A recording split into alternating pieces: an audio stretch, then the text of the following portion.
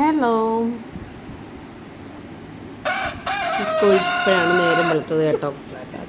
കോഴി കൊക്കരിച്ചപ്പോൾ കോഴി ഇടിക്കാൻ ഒരു കൈ അങ്ങോട്ട് ചെന്നു. അപ്പോൾ അതിന് എതിരെ കോഴി പ്രതികരിക്കുന്ന രംഗമാണ് നിങ്ങൾ കാണിക്കുന്നത്. കോഴിയായാലും നമുക്ക് പ്രതികരിച്ചൂടെ?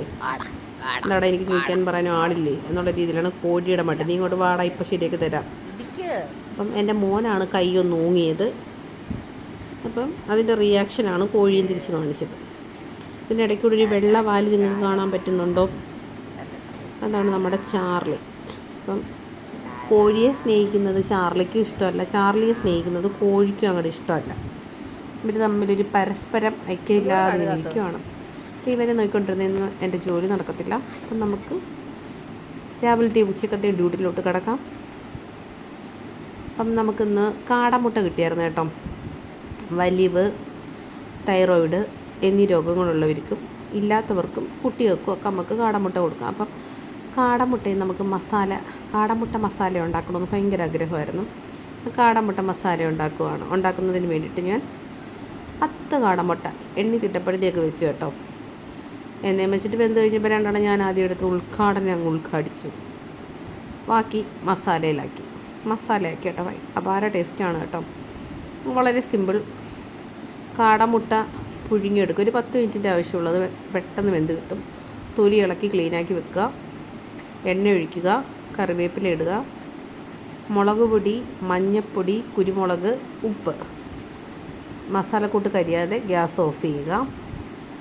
മുട്ട അതിനകത്തോട്ട് ഇടുക, ഒന്ന് കറക്കിയെടുക്കുക. സിമ്പിൾ പരിപാടി, പക്ഷെ ഭയങ്കര ടേസ്റ്റാണ് കേട്ടോ. പക്ഷേ കാടമുട്ടയ്ക്ക് നല്ല കൊളസ്ട്രോളൊക്കെ ഉള്ളവർക്ക് കഴിക്കണ്ട, അല്ലാത്തവർക്ക് 1-2 കഴിക്കാം. അപ്പം നല്ല ടേസ്റ്റാണ് കേട്ടോ. ഇത് മാത്രം നമുക്ക് ഇതിൻ്റെ ആ ഒരു മസാല ഉണ്ടോ, മസാലയെ ഒന്ന് ഇളക്കി വരുമ്പോൾ അതിൻ്റെ ഒരു മസാല കൂട്ടി കഴിക്കാൻ തന്നെ നല്ല ടേസ്റ്റാണ്. അപ്പം ഇനി നമുക്ക് ഉച്ചക്കത്തേക്കുള്ള ചോറിൻ്റെ കൂടെ ഏട്ടനൂടെ കൊടുത്തു വിടാം. മീനിപ്പം നമ്മൾ മേടിക്കാത്തത് കൊണ്ട് തന്നെയും ഇങ്ങനെയൊക്കെയുള്ള പുതിയ കറികൾ പരീക്ഷിച്ചെങ്കിൽ മാത്രമേ ചോറ് പോവുകയുള്ളൂ. അപ്പം കാടമുട്ട മസാല സെറ്റാക്കി ചോറും മറ്റു കാര്യങ്ങളെല്ലാം റെഡിയാക്കി വെച്ചു കേട്ടോ. രാവിലെ ബ്രേക്ക്ഫാസ്റ്റും ലഞ്ചും എല്ലാം രാവിലെ തന്നെ റെഡിയാക്കും. പിന്നെ അടുക്കളയിൽ കയറാൻ മടിയാണ് സത്യം പറഞ്ഞു കഴിഞ്ഞാൽ. നിങ്ങൾക്ക് ആർക്കെങ്കിലും ഇങ്ങനെയുള്ള ദുശീലങ്ങളുണ്ടോ? ഉണ്ടെങ്കിൽ നിങ്ങൾ കമൻറ്റ് ചെയ്യണേ. അപ്പം ഞാൻ നല്ല ചമ്മന്തിയുണ്ട്. എൻ്റെ ചമ്മന്തി ഇരിക്കുന്നുണ്ടോ, നല്ല ഉണക്കമാങ്ങ അടമാങ്ങ ഉണ്ടല്ലോ, ഞാൻ നല്ല ഇട്ടങ്ങ് വെയിലത്തിട്ട് ഉണക്കിയിട്ട് ഫ്രിഡ്ജിൽ വെച്ചിരുന്നു.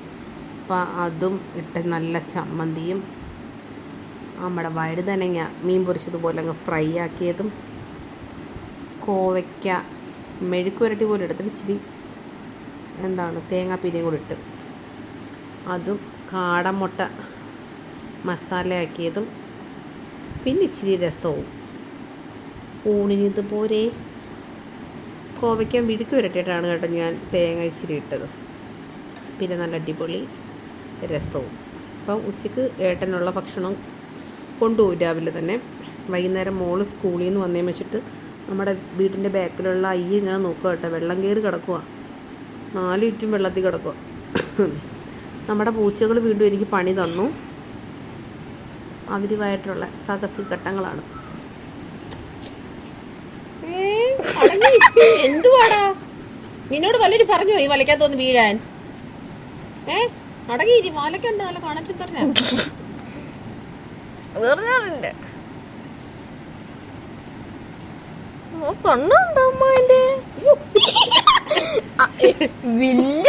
വില്ലനാണെന്ന വലയാക്കി അറുത്ത് കണ്ടിച്ച് മുറുകി. നിന്നെ കൊണ്ട് പറ്റും സ്വയം രക്ഷപ്പെടുന്നത്. നിന്നെ രക്ഷപ്പെടുത്താൻ വന്ന് ഞങ്ങളെ നീ രക്ഷപ്പെടുത്തുവോ? എന്തുവാ ഇത്? വീഡിയോ കട്ട് ചെയ്യണേ. അമ്മ പൂച്ചയ്ക്ക് ഒരു ഉത്തരവാദിത്വവും ഇല്ല.